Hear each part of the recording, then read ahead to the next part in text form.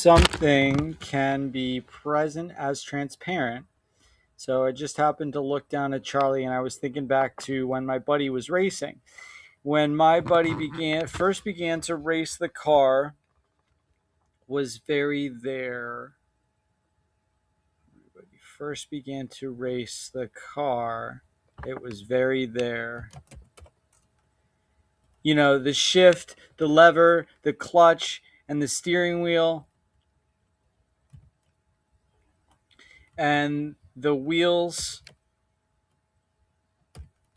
and the track, and the road, noise, stuff you gotta be very, very, you know, like up in my face present. When my buddy actually started to be able to drive a race car, like be a race car driver, the car became transparent to the driving, to the racing. The car became transparent to the racing. So I want you to be clear that presence doesn't mean noticed or focused on or up in your face or what you might call experienced. Because when things are most present, they're often transparent. You can speed it up, double speed on any of these videos. I think it sounds better that way. Transparency may be the height of presence.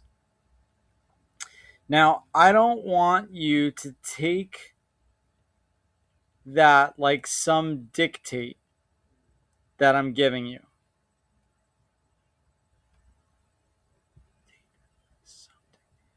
But rather something to kind of work with and consider.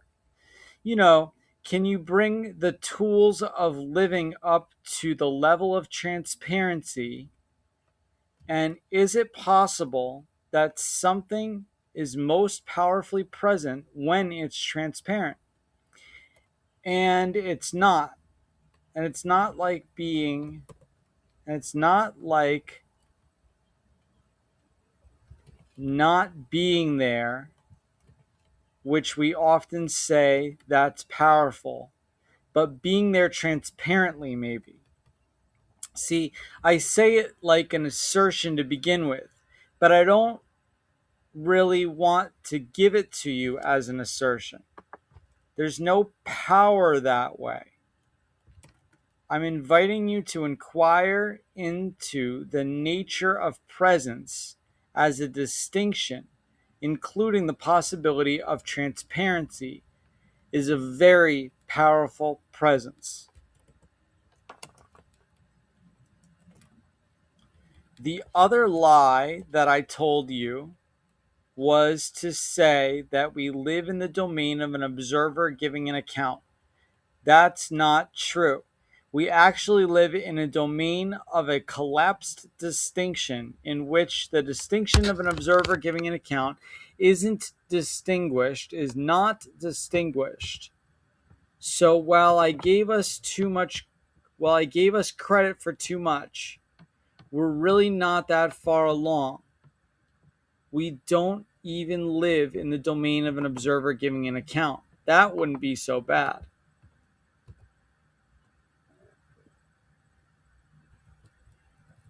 This is like the Matrix right here. We live in these collapsed distinctions in which nothing is distinct.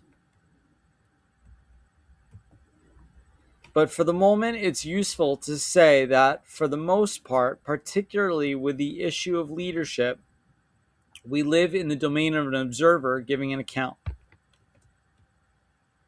The thing I want you now to start to inquire into, to engage with, is that leadership as a phenomenon in the domain of an observer giving an account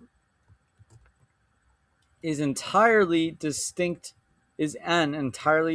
phenomenon from leadership as a presence.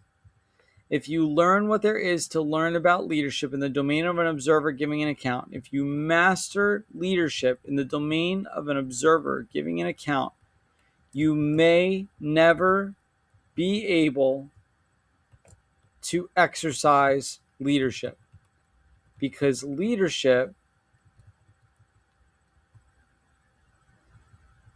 exercise lives in the domain of presence. It lives in action.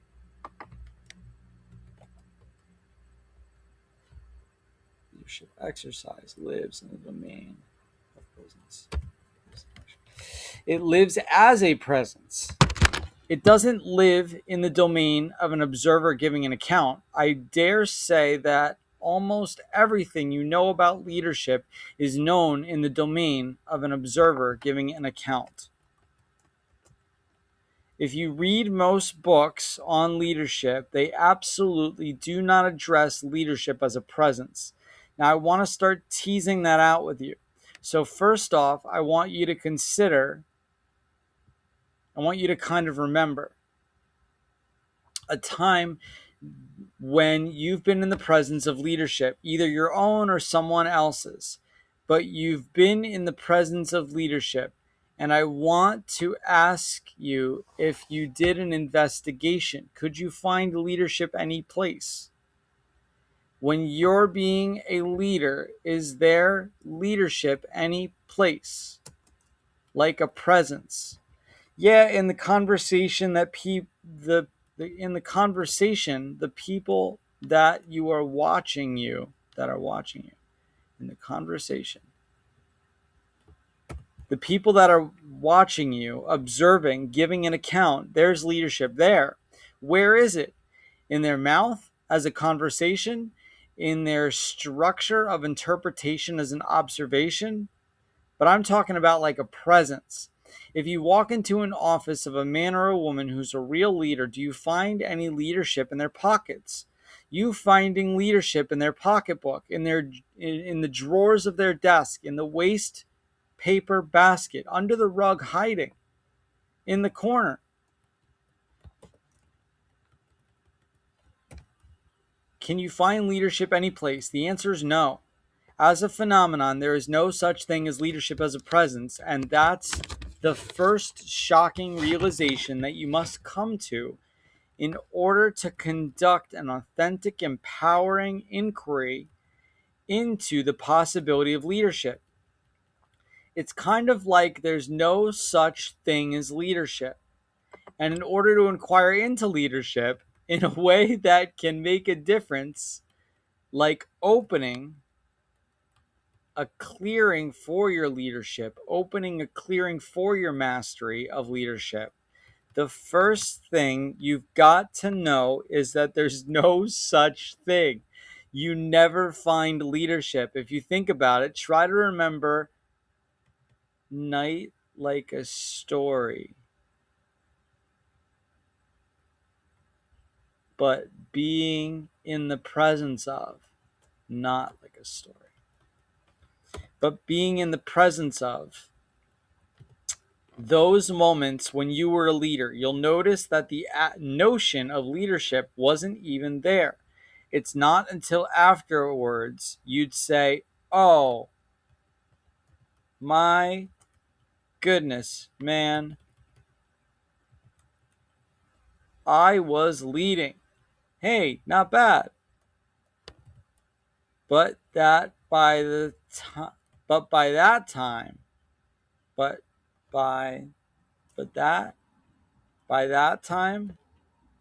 you're in the stands. You're no longer on the court, down on the court. There is no leadership.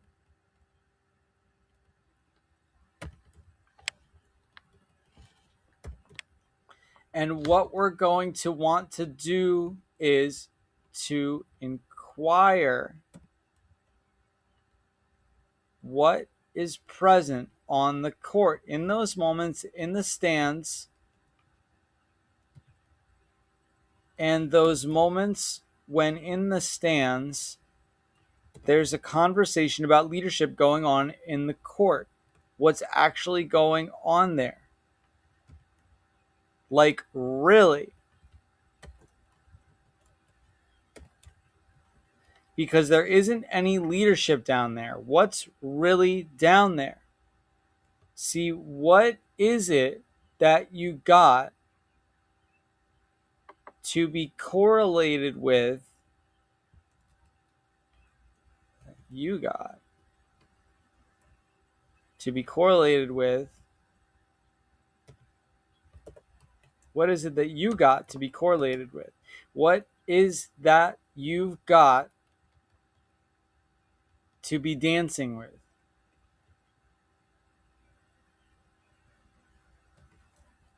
Such that you're saying is it merely arbitrary? What is that? What is it that empowers people saying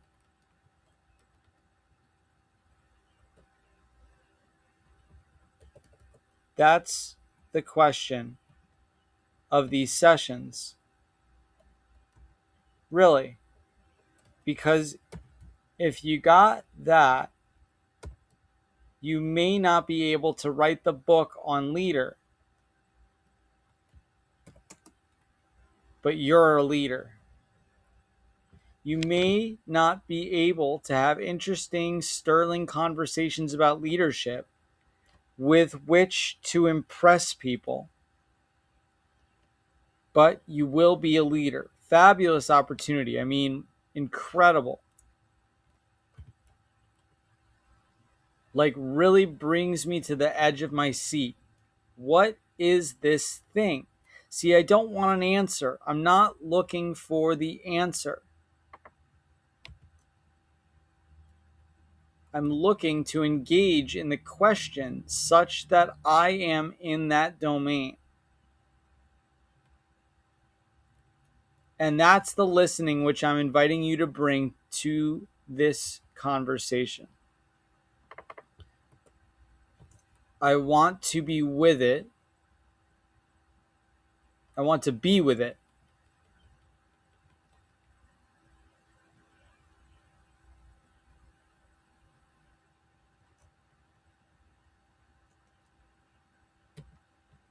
And I want us to be related in such a way that the possibility of your being with it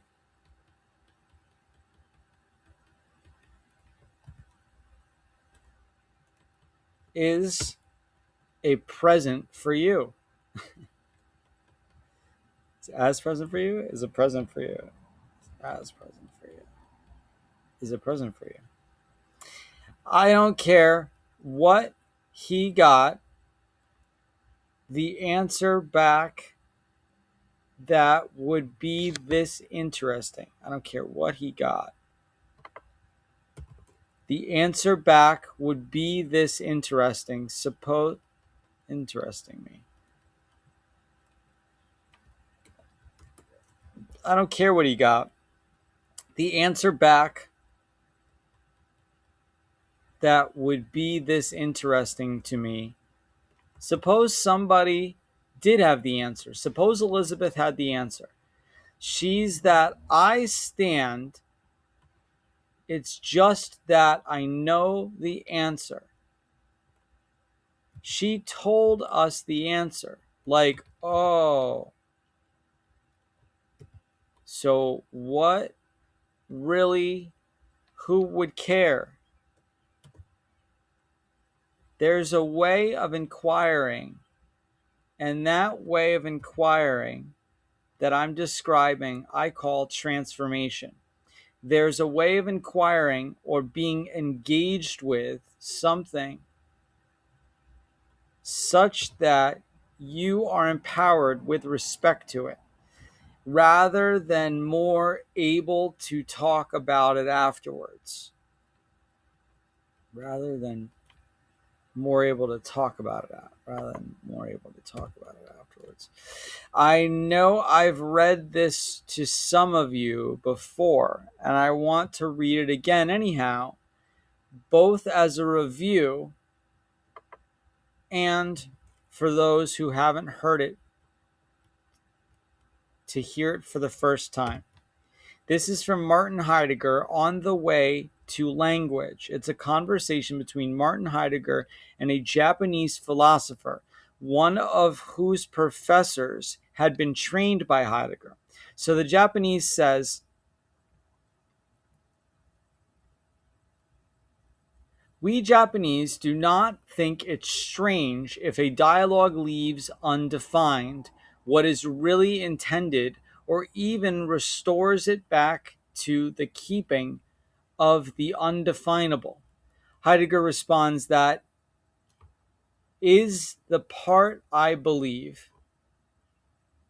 Heidegger responds, that is the part I believe of every dialogue that has turned out well between thinking beings. What Heidegger means by thinking is very much different than what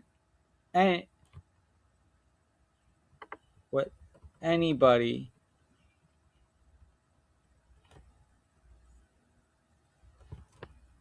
what anybody's self means by thinking.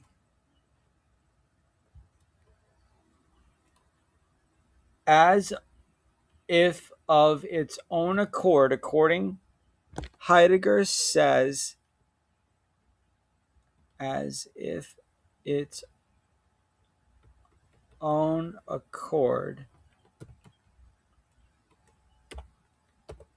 it can take care that that undefinable something not only does not slip away, but displays its gathering force ever more luminously in the course of the dialogue. That's the methodology of this. That's the methodology of transformation, not a definition, not a description, not a narrative, not a story, not an understanding, not information, but whatever it is that he's speaking about when he says displays its gathering force ever more luminously in the course of the dialogue. And he doesn't mean display like something to look at, but rather something to be. The Japanese response, our dialogues with our teacher probably failed to turn out so well. We younger men challenged him much too directly to satisfy our thirst for handy information. We are a culture that listens for handy information. Something's useless if you can't use it, isn't it? You see, maybe what empowers people cannot be used by them. Maybe we need a kind of listening that can be present for what is powerful and not useful. Heidegger responds, thirst for knowledge and greed for explanations never lead to a thinking inquiry, transformational inquiry. Curiosity is always concealed arrogance of a self-consciousness that banks on a self-invented rationality. What does he mean by that? He means that you think that you were born in such a way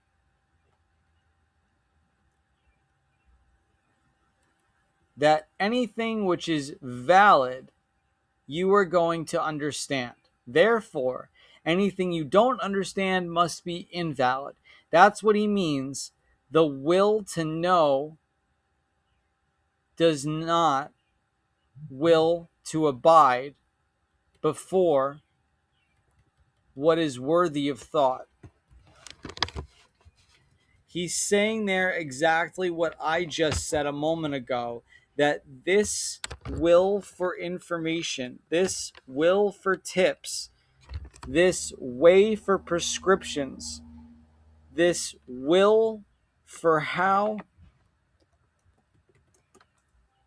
am I going to use it? How does this apply? How am I going to fix it? How is this going to help me fix it? Is no will to be with what is worthy of being with. It's different to be with than for the will for not than the will for knowledge. It's different to be with than the will for knowledge or information or usefulness. In the next section, we go on to speak about what actually makes a difference in terms of effective action and leadership. You know, in the normal course of events, what one is left with after doing work on something is a kind of menu of decisions that one has made. One has decided that, well, from now on, I'm going to stop doing this and I'm going to do that. I call those something like New Year's resolutions. And I think that they're just about as effective as most New Year's resolutions. That is to say, that they have little or no effect at all. So I'm saying a kind of very strange thing. I'm saying almost saying that what we learn doesn't make much difference.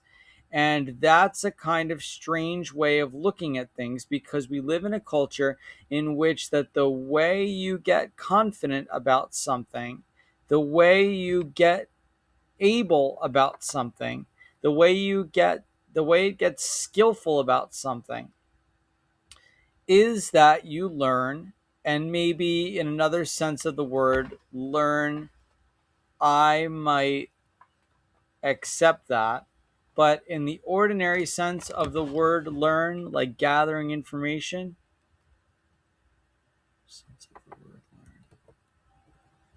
seeing what you did wrong, seeing what you might do right now, all of that kind of analysis, all of that stuff leads up to understanding, in this case, what leadership is, like a set of characteristics or a set of properties which either you don't have and ought to get or which you do have and therefore to feel confident about. For me,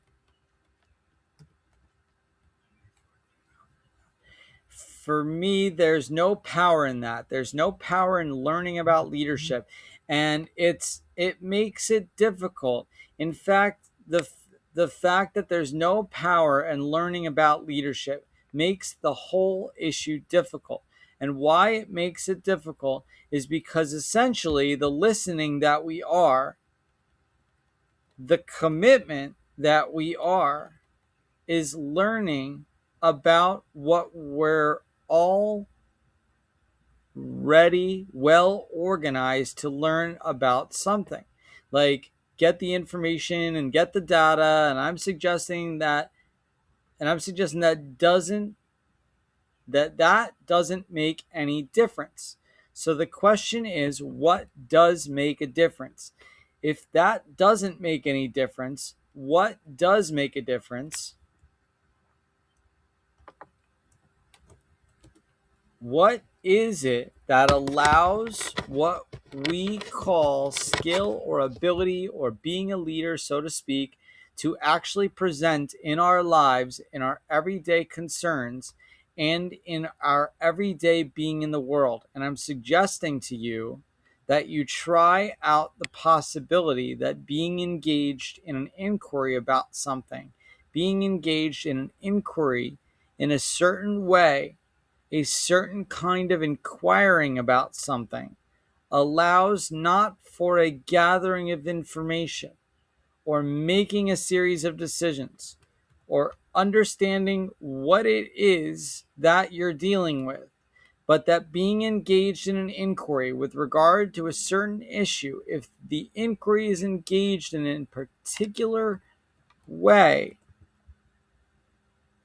actually lets what it is that you might find out about in another situation, actually be in your life.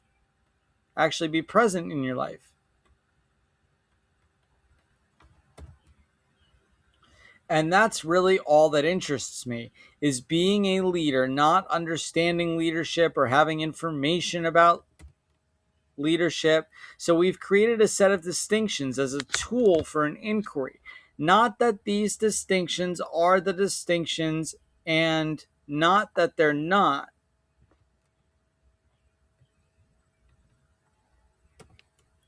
But we've created a set of distinctions as a tool for an inquiry. And the set of distinctions that we've created is leadership in the domain of an observer giving an account, and leadership in the domain of presence. And one of the things I'd like you to come out of this with is some mastery of the kind of inquiry, the conducting of which leaves you with a greater opening for being that into which you're inquiring. What was that? Could you follow that sentence? Could you follow that sentence?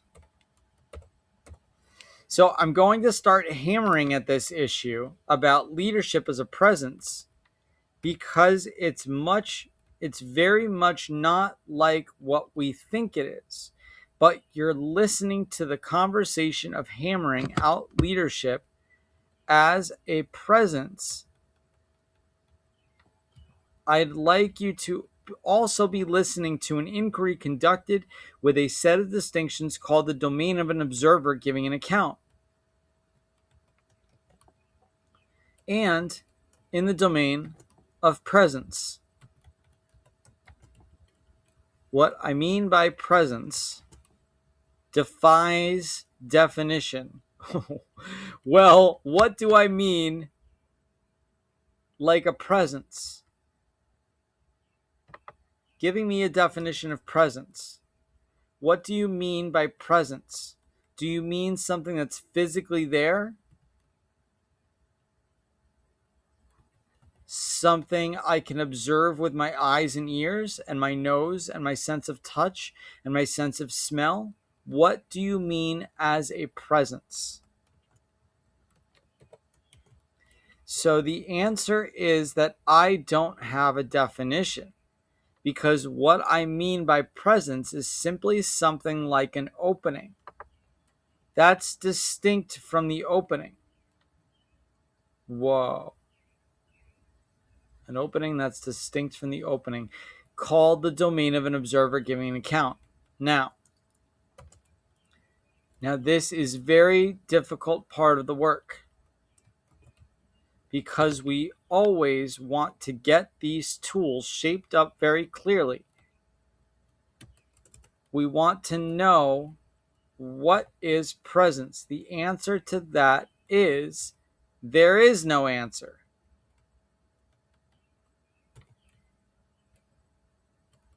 To that makes any difference. There is no answer to that makes any difference. It's the question, what is presence, that makes a difference. And you in the stands to get pretty difficult. No. This starts to get pretty difficult now, you see. You're engaged in an inquiry about the nature of leadership using a tool which you own, namely the tool of what is leadership like a presence. Which tool you own like an inquiry. Whoa. Pretty strange stuff. You're inquiring with an inquiry makes it difficult. That's not easy. That is not ordinary. So it's going to require a kind of extraordinary listening on our part, and really some training on our part. This kind of like